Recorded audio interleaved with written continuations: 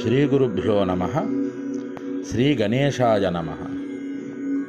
అభిషేక ప్రియ శివ, అలంకార ప్రియో విష్ణు. శివకేశవులనిద్దరినీ ఒక స్థానంలో కూర్చోబెట్టి వారికి అభిషేకం చేస్తూ ఉంటే అత్యద్భుతమైనటువంటి రమణీయమైనటువంటి దర్శన భాగ్యం శివకేశవులది మనకి కనిపిస్తుంది.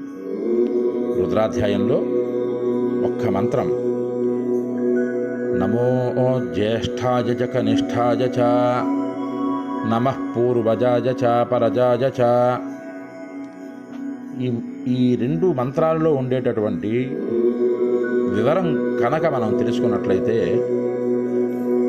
ప్రకృతి యావత్తూ పరమేశ్వరుడు ఉన్నాడు, అది శ్రీమన్నారాయణమూర్త సాంబశివుడా అన్నది వేరేగా మనం పెడితే, నమో జ్యేష్ఠాయ చ, పెద్దలలో కన్నా పెద్దవాడు పరమేశ్వరుడు, కనిష్ఠాయ చ, చిన్నపిల్లలలో కన్నా చిన్నపిల్లవాడు నారాయణుడు, నమః పూర్వజాయ చ, ప్రకృతికి ముందు ఉండేటటువంటి పరమేశ్వరుడు వాళ్ళిద్దరు,